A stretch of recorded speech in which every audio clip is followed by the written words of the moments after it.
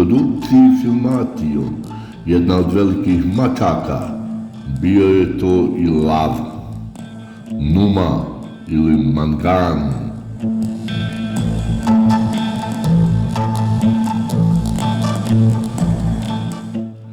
U crtanoj seriji Tarzan, gospodar džungle, ovaj lav je tamno-žute boje, dok mu je griva tamno-smeđe boje.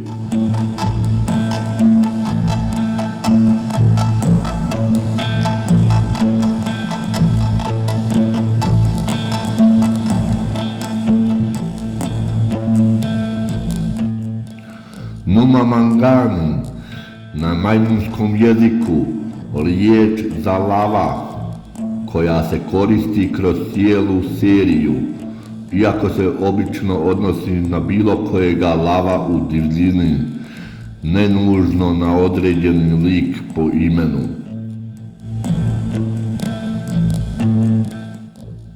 Lav sa bijelim pramenom na grivi je imao svoje ime. Zvao se Belthar.